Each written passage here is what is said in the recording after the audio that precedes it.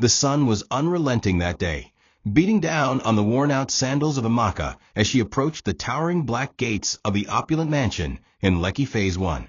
Her faded wrapper was tied tightly below her bulging belly, and sweat ran down her temples as her swollen feet dragged forward.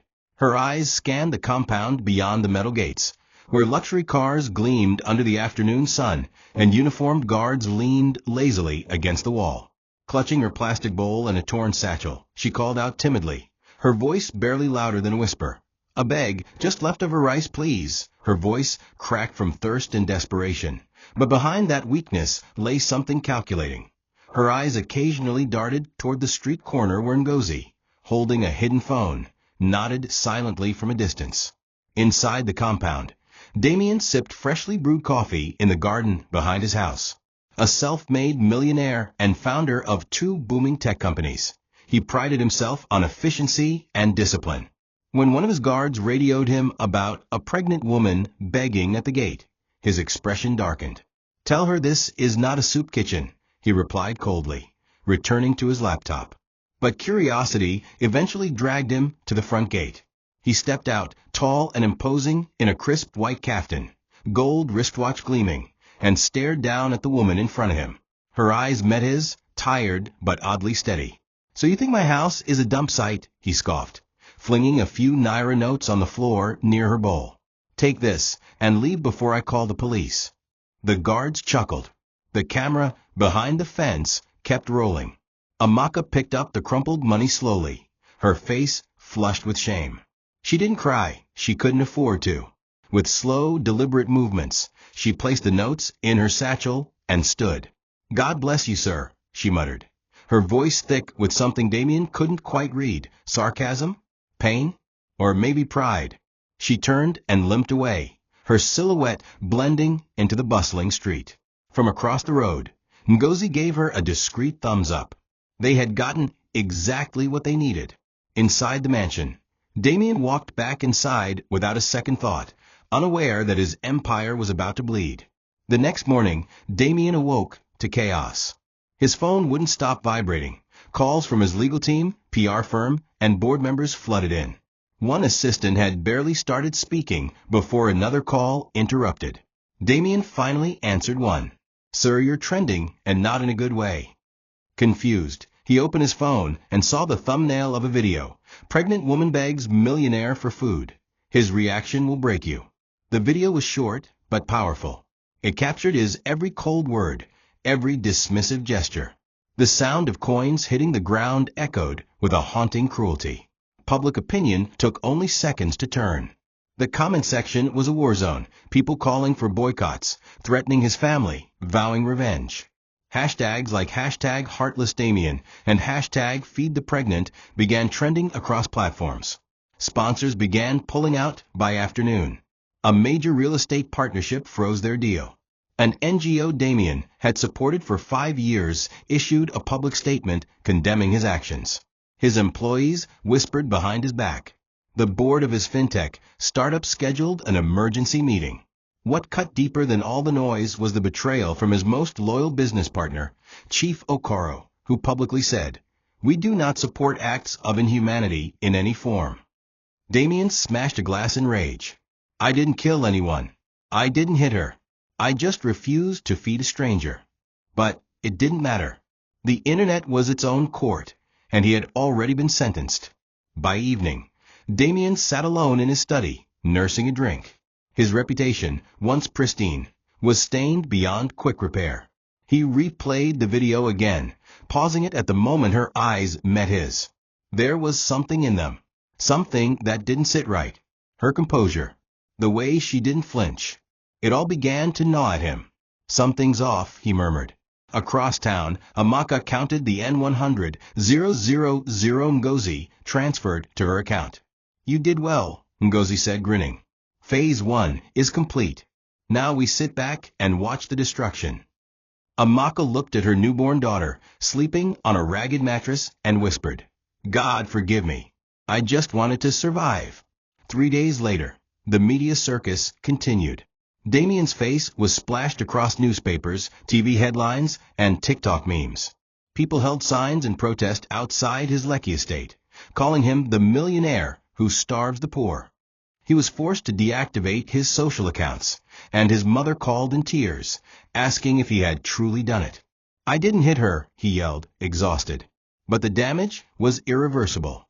In the silence of his now empty mansion, he began to piece things together. The angle of the video, the precision, the way she didn't plead hysterically like most beggars.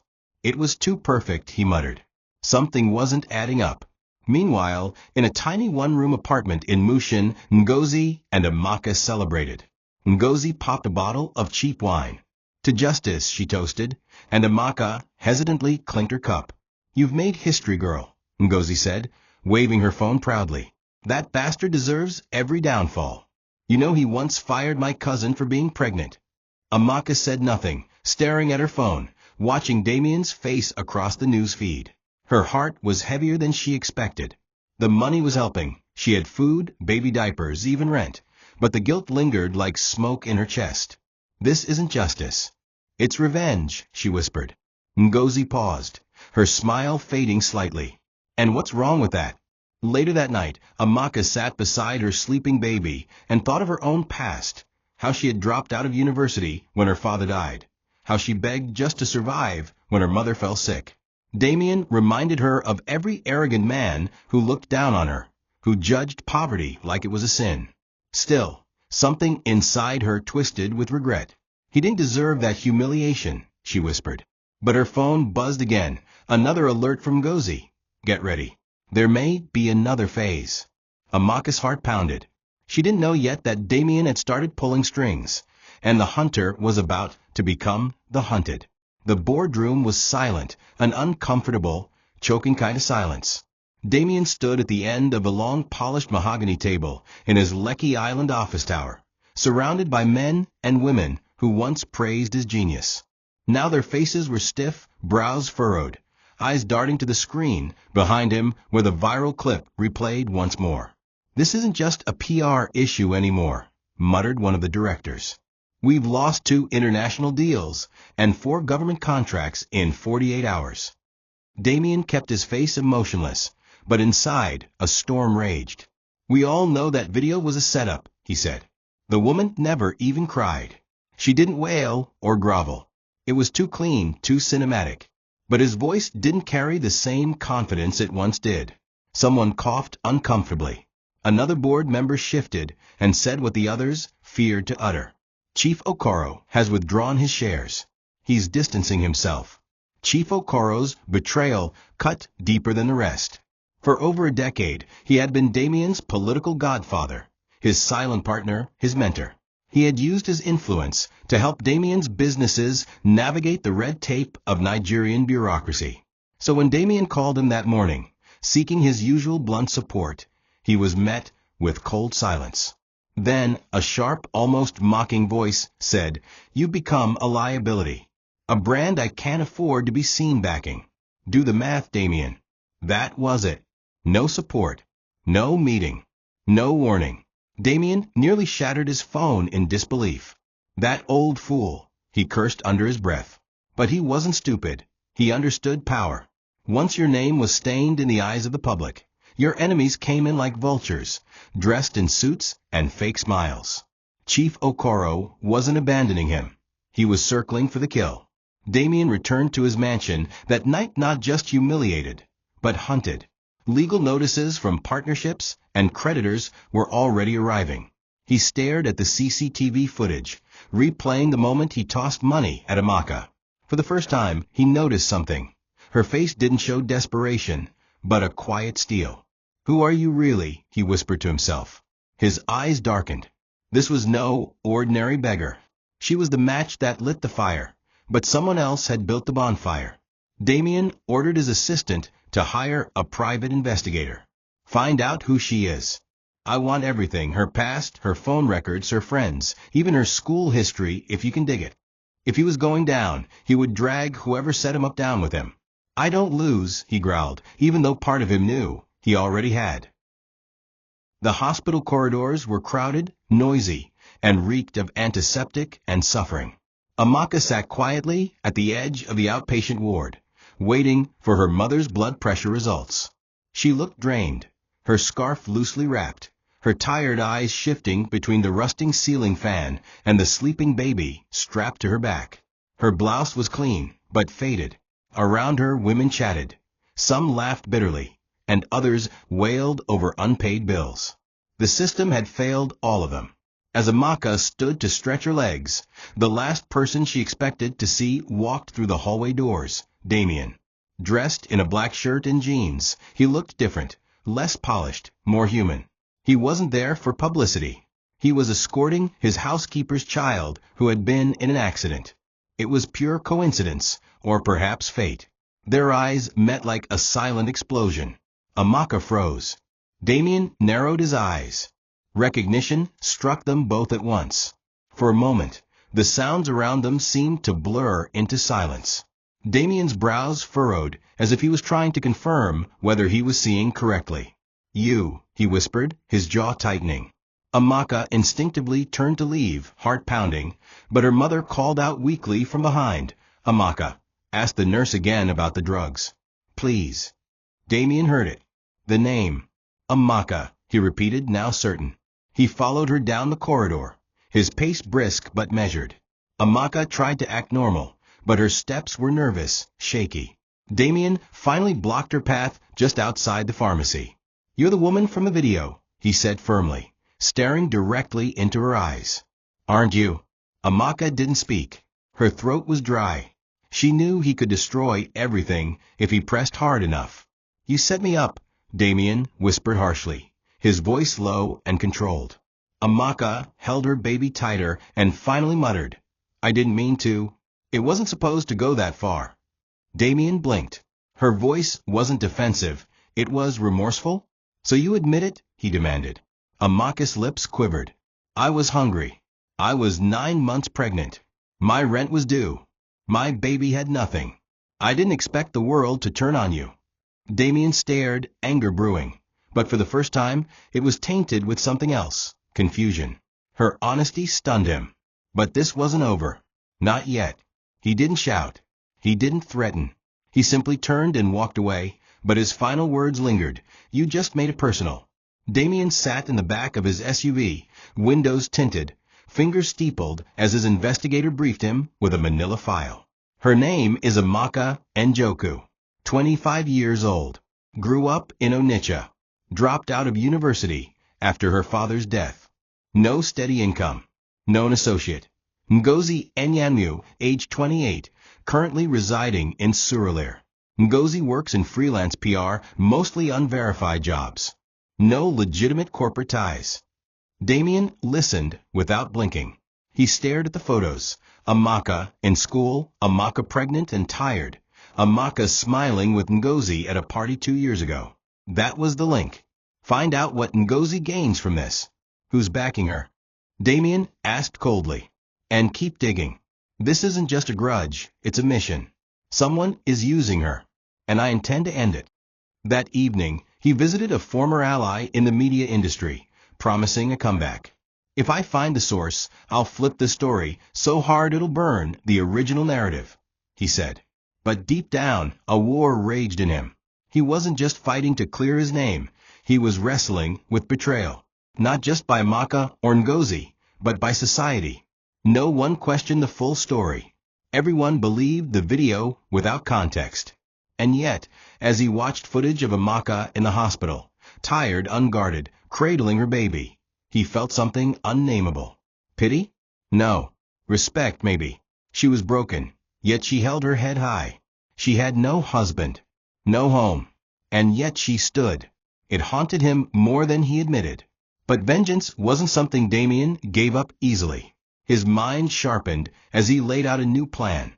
"If she wants money, I'll give her more than she can ever return," he murmured to himself. "And if this is war, then she's about to find out who she picked a fight with." He drafted a plan that would bring Amaka into his world, not as a victim, but as a pawn. He would offer her help, but at a cost. He would control the game now. No more surprises. Damien swore to flip the power dynamic. "You owe me the truth," he whispered into the night, staring out at the Lagos skyline. "And I'm going to take it piece by piece." The walls of Amaka's one-room apartment in Mushin were closing in. The cracked ceiling dripped during the rainy nights, the bed sagged like an exhausted body, and the plastic cot she borrowed for her baby was already splitting at the edges. With her baby barely 2 weeks old, Amaka was running on empty, no job, no family support, and the N100,000 Ngozi gave her already vanished into diapers, rent, and hospital bills. Every cough from her baby felt like a hammer to her chest. She tried selling sachet water at the bus stop, but the Lagos heat, mixed with postpartum exhaustion, made her dizzy and unsteady.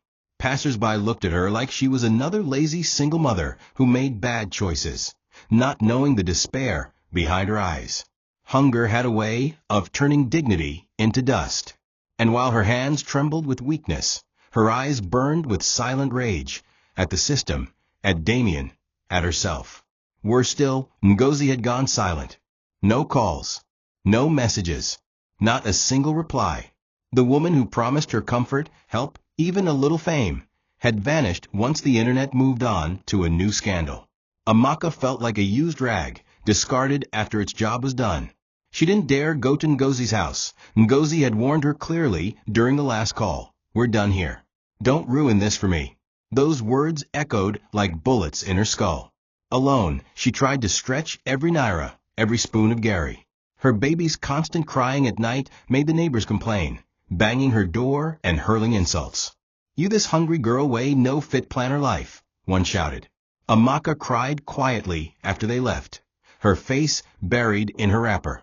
And yet, each morning she woke up, bathed her baby, and whispered, I will survive this. For you, my child. The only place she found any peace was on her long walks, wandering with her baby strapped to her back, praying she'd stumble into opportunity.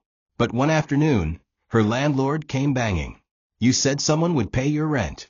It's been 2 weeks. Out. I need this room. Amaka pleaded, begged, but the man was adamant. The eviction notice was final. She had 48 hours. Her knees buckled under her. She sat by the roadside, tears flowing freely. And just as she prepared to call a distant relative in Kogi to beg for shelter, a black Prado Jeep pulled up silently beside her. The door opened slowly. Standing beside it was Damien, not dressed like a predator, not even like a businessman, just a man in plain clothes, arms folded, face unreadable. You owe me the truth, he said again. This time, Amaka didn't run. She was too tired to run, too broken to pretend. Amaka stood in front of Damien like a woman backed into a corner. Her first instinct was fear, raw, trembling fear. Would he humiliate her again? Report her to the police? Was this revenge? But Damien's voice was strangely soft, lacking the venom she expected. I've seen where you live. I've seen how you're surviving. I should hate you, Amaka, but somehow, I don't. His words didn't warm her. Instead, they confused her. She braced herself for a trap, for a trick hidden behind kind words. But then he shocked her. He stretched out a white envelope. There's 50,000 naira inside. Use it to feed your child, pay off that shouting landlord, and then come talk to me properly. Amaka didn't touch the envelope. Her pride screamed at her not to. But when her baby whimpered softly from the wrapper on her back, she reached for it, hands shaking, face downcast. Why? She asked, voice cracking. Why would you help someone who destroyed you? Damien inhaled slowly, then looked away. Because I see you now, he replied. And I know you didn't do it alone. There's more to this story. And I want to hear it from your mouth, not from tabloids. His words hung in the air, neither kind nor cruel, just honest. Amaka felt like crumbling, not because he had forgiven her, but because he was giving her something more dangerous than money, dignity. That evening, she returned home, paid her landlord, bought baby formula, and boiled water for the first full meal she'd had in a week. Her mother, now slightly recovered, called her on the neighbor's phone. Amaka didn't tell her everything, just that someone had helped her. But inside, she knew this wasn't the end. Damien's offer had strings, even if he hadn't spelled them out yet. 3 days later, Damien sent a driver to bring her to a modest flat on the mainland, fully furnished but quiet. Stay here for now, the driver said. He'll come see you soon. Amaka couldn't understand what game this was. But the house was clean, the fridge was full, and for the first time since childbirth, she slept on a real bed with her baby. When Damien arrived the next morning, she was ready. "I won't beg again," she said as he entered. "If you're here to punish me slowly, get it over with." "But Damien, only Saturday. I'm here to offer you a deal," he said plainly. "Work for me. Not as a maid, not as a beggar, but as someone who owes me a debt of truth." Amaka's breath caught in her chest. "What kind of work?" Damien leaned in, eyes intense. "Be my caretaker.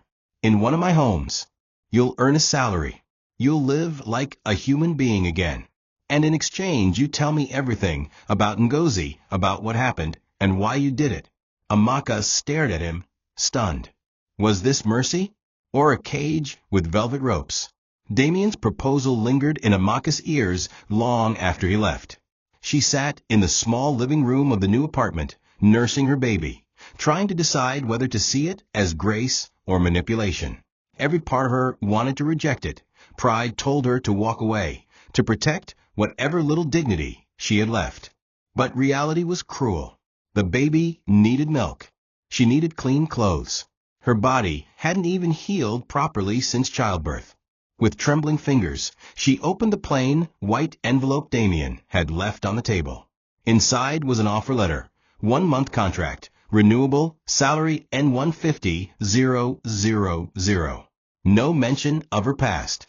No restrictions, no blackmail, no fine print. Just one line underlined in red. "You owe me nothing but honesty." Amaka didn't trust it. But trust didn't feed babies. She signed it. Her first week in the small estate house was quiet but tense. The place had a compound, a gate, and 2 rooms. It wasn't extravagant like Damien's main mansion, but it was more than she had ever dreamed of. A nanny was provided to help her with the baby, and groceries arrived every 3 days. Damien didn't visit again that week. Instead, he sent her handwritten notes, questions about Ngozi, about the day the video was shot, about why she agreed. Amaka wrote back. She didn't sugarcoat. She wrote about sleeping on bare floors during her pregnancy, about the night she nearly gave birth in the gutter, about Ngozi's smooth-talking promises, and how hunger made her blind. She ended every letter with the same line: "I didn't mean to destroy you. I just wanted to survive." She never expected a reply, but Damien always did. Then one evening, he came in person. The air was thick with tension as they sat across from each other. "You're honest," Damien said. "I can respect that." But Amaka wasn't smiling. "You're still angry," she said. "So why keep me here?" Damien's eyes narrowed slightly. "Because this isn't just about revenge anymore. It's about something I can't explain yet." Silence stretched between them. A heavy silence. Amaka spoke first. "I'm not a saint, Damien. I was part of the destruction, but I didn't know how deep the wound would cut." Damien stood slowly. "You'll continue working here, and I'll continue reading your letters." Then he paused at the door. "But Amaka, don't lie to me again. I don't forgive twice." With that, he left. Amaka sat still, heart pounding. She had just walked into a dangerous bargain, and there was no turning back now. The days passed slowly, yet heavily, inside the quiet estate home where Amaka now worked as caretaker. Though the house was modest, it felt like a palace to her compared to the cramped room in Mushin. But it was not comfort that filled her nights, it was conflict. Every time she lay her baby to sleep, her mind returned to Damien's voice, to the cold precision of his questions, and the confusing warmth behind his gestures. She didn't understand him. One moment, he was an unforgiving man of steel. The next, he was sending baby supplies and handwritten questions with frightening gentleness. Her instincts screamed caution, but her soul, weathered from years of hunger and humiliation, felt something else, a tiny, dangerous flicker of respect, maybe even pity. Amaka reminded herself this was temporary. Her job was to survive, earn money, stay quiet. But even she knew she was walking on eggshells in a house built on secrets. Damien, meanwhile, was wrestling with his own confusion, watching Amaka on the CCTV in the house, not in a creepy way, but more like a man searching for proof of something. He saw her feed her baby at dawn, clean the compound with her wrapper tied high, and pray under her breath at night. She never made calls. She never smiled. She never relaxed. It wasn't what he expected. He had assumed she'd be entitled, arrogant, or manipulative. But she wasn't. She was broken, but not in a way that made her weak. In fact, she carried her pain like armor. And somehow, he hated that he noticed. She didn't grovel. She didn't seduce. She just existed. Quietly, powerfully. Damien began to feel his grip on the situation loosen. He told himself he was keeping her close to destroy her more carefully. But every time she sent a handwritten letter, answering his questions with brutal honesty, something in him softened against his will. Then one afternoon, as Amaka prepared food for her baby, Damien showed up unannounced. No driver. No security. Just him in a polo and jeans. "I was passing by," he lied. Amaka didn't believe him, but she nodded and welcomed him with formality. He sat, watching her feed the child. "Is this how you were living before the video?" he asked. Amaka didn't flinch. "Worse," she said. Damien stared at the child for a long time, then asked a question that surprised even himself. "Do you regret it?" Amaka paused. Her eyes welled slightly but remained firm. "Every day. But regret doesn't erase hunger." Damien had no reply. He only nodded and stood to leave. At the door, he turned back and added, "You're stronger than I thought." Amaka blinked, unsure whether it was a compliment or a warning. That night, they both slept uneasily, haunted by a growing emotion neither dared name. Damien couldn't sleep that night. He tossed and turned, haunted not just by memories of the betrayal, but by Amaka's unwavering eyes. There was something in the way she didn't cower. Something in the way she admitted guilt without begging for sympathy. That kind of strength was rare, even among men he did business with. She didn't try to manipulate his emotions. She simply laid them bare. And it stirred something in him that frightened him more than his falling stock prices. Curiosity. The more he observed her, the more he realized her story wasn't black and white. She wasn't just a beggar who set him up. She was a product of a broken world, of a system that crushed people like her and rewarded people like him for stepping on them. The thought disturbed him, because it meant that maybe, just maybe, he wasn't the victim. Or, at least not the only one. Amaka, on her part, began to feel the weight of another kind of prison, the kind built not with walls, but with debts of gratitude. Every bag of rice, every visit from Damien, every moment of soft compassion chipped away at her resistance. It would have been easier if he had shouted, insulted her, or used her like most men would. But, instead, he kept his distance. He gave her silence. And in that silence, she began to see his own pain. He was a man shamed by the world, abandoned by his allies, and now stripped of the power he once held effortlessly. She wondered what it was like to fall from grace so quickly, to be hated not for a crime, but for a moment captured on camera. It wasn't justification, but it was perspective. She didn't forgive him for humiliating her that day, but she could now admit she too had wielded power in that moment. And power, used wrongly, wounds both giver and receiver. Their next encounter was different. It wasn't hostile. It wasn't transactional. It was quiet. Damien came over again, this time bringing diapers and a tin of baby formula. He didn't say much. Amaka offered him a cup of tea. They sat in silence. "Why did you never go back to school?" he asked finally. Amaka blinked. "Because I buried my father and buried my dreams the same year," she said. "Then buried my mother's health, and then myself." Damien looked at her with something like grief in his eyes. "I don't know how to fix what happened," he confessed. "To either of us." Amaka replied, "You're not supposed to fix it. Just acknowledge it happened." For the first time since the scandal, Damien felt understood. And Amaka, for the first time in years, felt seen. Just as a fragile thread of understanding was forming between Amaka and Damien, a shadow returned to destroy it, Ngozi.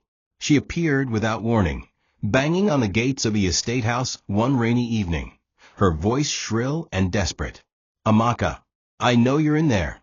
Open up, or I'll shout the truth to your Oga myself." Amaka froze. Her heart dropped. She hadn't heard from Ngozi in weeks. The woman looked disheveled, hair tied in a rush scarf, eyeliner smudged. She wasn't the confident, sharp-tongued manipulator anymore. She looked like a woman unraveling. "Open this gate, Amaka. Or do you think you can escape me now?" Ngozi screamed louder. The nanny panicked, the baby cried, and Amaka rushed to the door. She stepped out, quietly shutting the door behind her. "What do you want?" she hissed. Ngozi's eyes blazed. "What I deserve." They moved to a corner away from the gate, under a leaking shade. Ngozi pointed a finger at Amaka's chest. "You think you're better than me now, because you're eating rice with fish in that man's house? I made you. You think he won't throw you out the same way he did me?" Amaka flinched. "You? What do you mean?" Ngozi laughed bitterly. "He fired my cousin, ruined my job prospects. He humiliated me years ago during a PR pitch, and I swore he'd pay. You were just my pawn, Amaka, and you ruined everything by catching feelings." The revelation stunned Amaka. She had always suspected Ngozi had deeper motives, but hearing it aloud twisted her gut. "You used me," she whispered. "We both used each other," Ngozi snapped. "But now you owe me. Either you convince Damien to pay me compensation, or I leak something worse than the first video." Amaka stared at her old friend, no, her former accomplice, and realized something terrifying. Ngozi wasn't here for justice anymore. She was here for blood. Amaka's silence only made her angrier. "I have pictures, chats, things you sent me. Don't think that man won't believe I've been sleeping with you both." Amaka's eyes widened. "Ngozi, please. Don't do this. There's a child in the house." But Ngozi laughed again, backing away. "Then do what you do best, beg. Or watch everything burn." She turned and stormed off into the rain. Amaka stood trembling in the drizzle, heart pounding.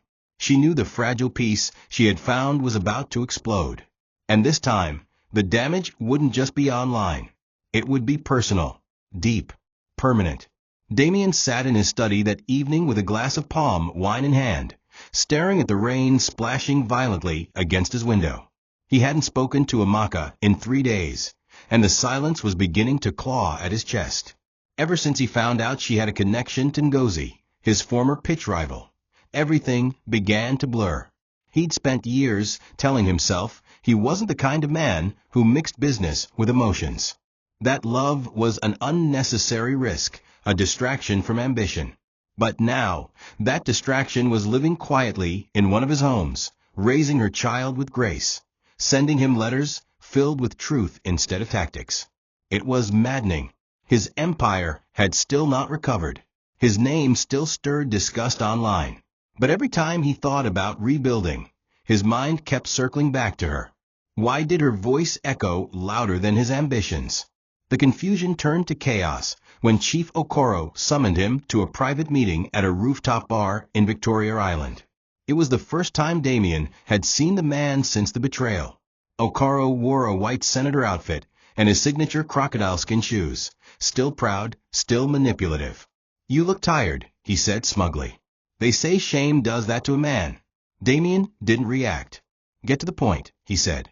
Chief Okoro sipped his drink and leaned forward. "There's a way back, Damien. The contracts can return. The investors are still warm. But they won't touch you while that girl is still under your roof." Damien's brows furrowed. "Amaka."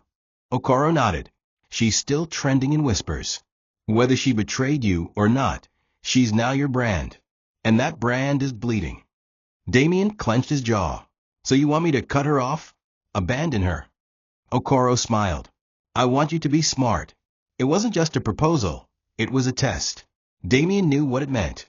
To return to the top, he had to sever the one remaining connection that reminded him of humility. Amaka, the girl who brought him down, but also the girl who made him feel human. Back at home, he stood in his bedroom, staring at his reflection. He saw the man he used to be, untouchable, sharp-edged, feared. And he saw the man he was becoming, softer, conflicted, drawn to a woman whose life should have never intersected with his. He tried to hate her. He tried to erase the memory of her offering him tea with trembling hands, her voice shaking as she whispered, "Thank you," after receiving diapers for her child. But he couldn't. When he finally lay in bed that night, Damien realized something that made him sit up in the dark. He didn't just want Amaka to be loyal. He wanted her to choose him. Not because she had no other option, but because she could have run, and didn't. The sun burned down that Saturday as Amaka swept the front porch, baby strapped to her back, her mind swirling with noise. Ngozi's visit had shaken her. She hadn't told Damien yet, unsure if it would destroy what fragile peace they had. Her nights were no longer restful. She kept imagining Ngozi showing up with evidence, with lies dressed as truth, poisoning whatever understanding she and Damien had begun to build. Worse still, she was starting to feel emotions that scared her. Gratitude, yes. But beyond that, comfort, safety, even warmth. These were feelings she hadn't known in years, especially not from a man. Damien had stopped being a monster in her mind. Now he was something more dangerous, a man with sad eyes and guarded kindness. And that made her vulnerable. That afternoon, Damien arrived unannounced again. He looked tired, but not in the way the world saw tiredness. It was emotional, like a man who'd been carrying too much for too long. They sat in silence for a while in the living room, the fan humming overhead. Amaka finally broke the silence. "You've been distant." Damien nodded slowly. "So have you." She hesitated, then confessed. Ngozi came. "She's threatening to leak worse things, fake things. She wants money. She's desperate." Damien's eyes darkened. "Why didn't you tell me immediately?" She shrugged. "Because I didn't want to lose this place. Or whatever this is." That last line hung between them like thunderclouds. Damien stood and walked to the window, staring out. "She was working for Okoro," he said suddenly. "This whole thing, it wasn't just to hurt me. It was to destroy me completely." Their eyes met again. No longer master and servant. No longer accuser and accused. Just man and woman. Two wounded souls, standing in the wreckage of choices they never meant to make. "I'm sorry," Amaka whispered. "For all of it." Damien took 2 steps forward. "So am I." And before either could rethink it, they closed the distance between them. The kiss was not passionate, it was heavy. Weighted with grief, pain, unresolved questions. It was a release. A surrender. When they pulled apart, both were breathless. "That shouldn't have happened," Amaka said first. "No," Damien agreed. "But I'm glad it did." She stepped back, her eyes filled with confusion and fear. "You're going to hate me again tomorrow." Damien's jaw tensed. "Maybe. But not tonight." And with that he left her standing there, torn between hope and guilt, love and self-loathing. The following morning brought no clarity, only consequences. Amaka woke up with a feverish baby and a sense of impending doom.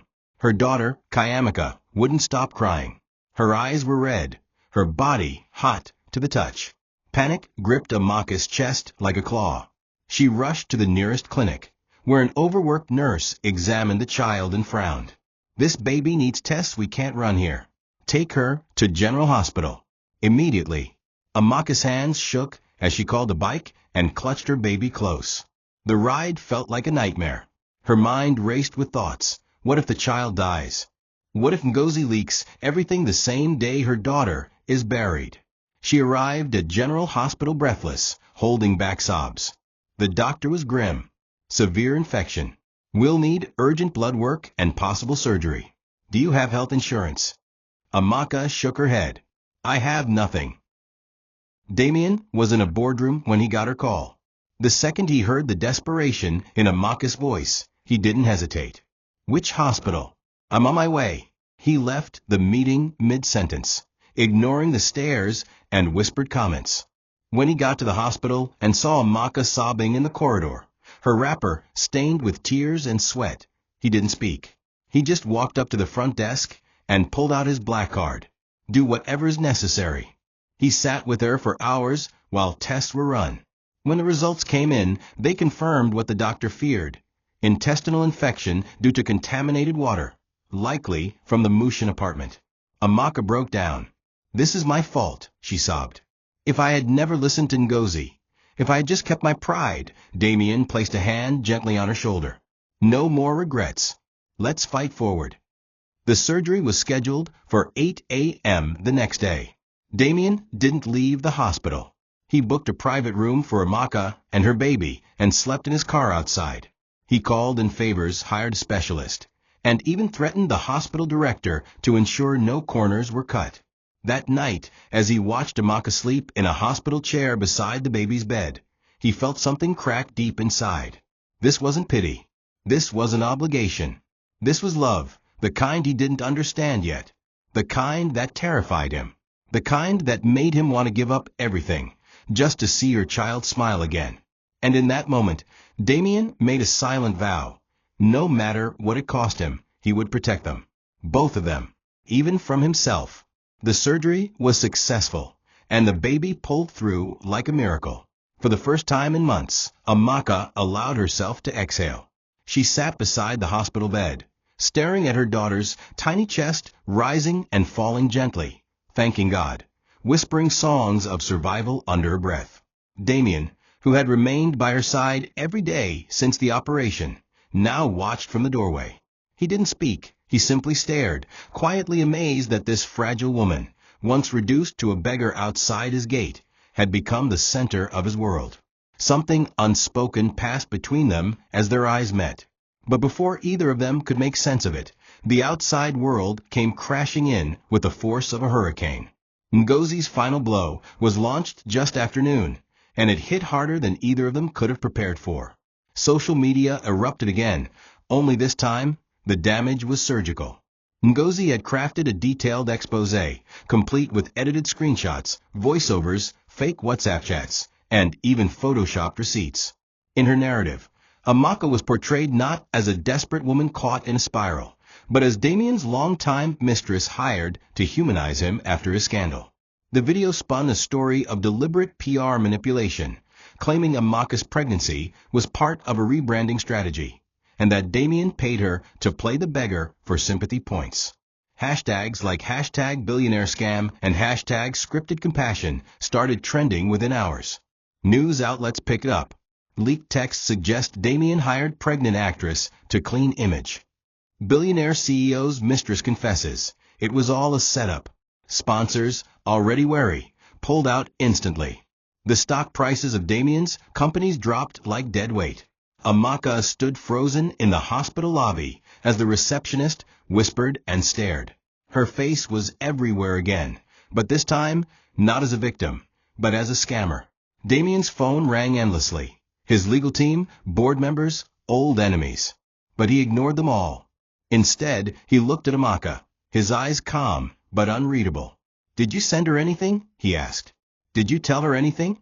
Amaka, her hands trembling, shook her head. "I swear on my child, I haven't spoken to her since that day." Damien looked at her for a long, painful moment. Then he turned and walked out without a word. Outside, chaos awaited. Protesters were already gathering near his mansion. The media hunted him like prey. But the greatest wound wasn't the lies. It was the silence he left behind.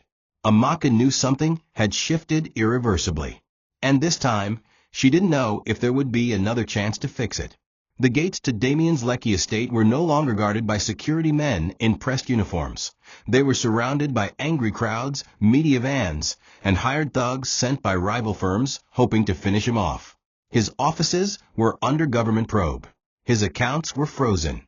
Chief Okoro, the man he once called uncle, had gone on national television, stating that he had no idea the extent of Damien's moral bankruptcy. The betrayal was complete. But it wasn't just professional. It was deeply personal.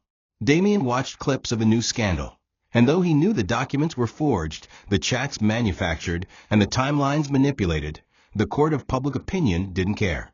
They didn't want facts. They wanted drama. They wanted his fall. And he, once unshakable, once unbothered, had no fight left in him. For the first time in his adult life, he didn't feel like a man. He felt like dust. He moved into a smaller house, his mansion now sealed off as evidence in an ongoing investigation. The staff disappeared overnight. Friends stopped answering his calls. His lawyer, Barrister Tunji, warned him that if he didn't act fast, he'd be charged for financial misrepresentation. But Damien didn't care anymore. The only call he wanted to make was to Amaka, and he didn't. Pride and pain silenced him. He knew what the world thought. He knew what Amaka probably thought. He had walked out of that hospital and never came back. She probably believed he had turned on her, believed the lies Ngozi told. And maybe, just maybe, a part of him had wanted to. It was easier to believe he had been deceived than to admit he had fallen in love with someone society had branded a liability, someone the world called a scammer, but whom he had started to see as his salvation. Amaka, however, hadn't given up. She called him every day, left messages, wrote letters again. I didn't betray you. I didn't speak to her. Damien, please don't shut me out. Not now. But the line remained silent. She cried holding her baby, unsure whether to stay in the house he left her in or pack up and disappear. And just when she thought it couldn't get worse, the landlord delivered a letter. Damien's legal account had defaulted. Bills would stop being paid. She had to leave in 7 days. Homeless again. Alone again. The baby whimpered in her arms, and Amaka whispered, "We'll find a way. We always do." But inside her, something cracked. Not for herself, but for Damien. Because she had seen the weight on his face before he walked away. And she knew he wasn't hiding because of guilt. He was hiding because he didn't know how to ask for help. Damien's trial was swift, brutal, and televised. Charges of tax evasion, asset concealment, and PR fraud flew across court like venomous arrows. Reporters waited outside for every session. Chief Okoro's lawyers painted Damien as a manipulator, a criminal who staged a humanitarian moment to defraud the public and boost stock. The prosecution brought in witnesses who claimed to have seen Amaka rehearsing lines, security guards who'd been bribed to lie, and even former employees who were paid to testify. It was overwhelming. Damien sat silently in court, face blank, as his entire legacy was twisted into a parody of corruption. But then, just when it seemed the final nail was being driven in, the unexpected happened. Amaka walked into the courtroom with a manila envelope and a worn-out bag. She wore a plain wrapper, baby strapped to her back, eyes tired but burning with something fierce, truth. She asked to testify. There was chaos at first, but the judge, intrigued, allowed it. Amaka stood on the witness box and told everything. From her first encounter with Ngozi, to the hunger, to the deception, to the fear. Then she did something that shocked even Damien. She played a voice recording. It was Ngozi, in her own voice, gloating about how she forged evidence, bragging about Okoro backing her, and calling Damien a proud idiot that will never see it coming. The courtroom fell silent. The judge demanded the original file, which Amaka provided, recorded from the confrontation outside the house. Ngozi's lies unraveled in seconds. The prosecutor faltered. The audience gasped. And Damien, for the first time in weeks, looked up, not at the court, but at Amaka. The judge recessed for deliberation. In that quiet moment, as everyone waited, Amaka approached Damien slowly. They didn't speak. She didn't cry. She simply opened her hand and dropped a folded letter in his palm. "I kept writing," she whispered, "even when you stopped reading." Damien looked at her like a drowning man gasping for breath. And when the judge returned and announced that all charges were dismissed due to fabricated evidence, the room burst into chaos again. But inside Damien, there was only silence. Not the silence of shame, but of something blooming again. Something that had been crushed, buried, and now miraculously resurrected. Hope. The house was quiet again, this time not from abandonment, but from a strange, healing silence. Damien sat in the modest living room of his temporary apartment, holding the letter Amaka had dropped in court. He hadn't opened it for hours. His hands trembled not from fear, but from the weight of guilt he hadn't admitted, not even to himself. Not just guilt over the scandal, but over how easily he had believed the lies, over how quickly he had walked away from her in the hospital, over how cowardly it was to assume the worst of the only person who had ever shown him sincerity without expectation. When he finally opened the letter, it wasn't poetic. It was honest. I was wrong for ever agreeing to Ngozi's plan. But what started as survival turned into something else. I began to see you, not the headlines, not the empire, just you. And that scared me more than poverty ever did. Damien folded the letter and stared out the window for what felt like hours. That night he drove to the small room Amaka had moved into after being forced out of the estate house. It was far less than she deserved, tiny, worn, with a creaky fan and walls stained with the weight of struggle. She opened the door, wearing a faded blouse and wrapper, her baby clinging to her hip. She looked shocked to see him, but not angry, just tired. "You came," she whispered. Damien stepped inside, slowly. "I should have never left that hospital. I should have listened. I should have fought for you." Amaka looked at him, her lips trembling. "I didn't expect you to. I thought I'd become just another regret in your long list of mistakes." He reached for her hand. "You're not a mistake, Amaka. You're the only thing that made any of this make sense."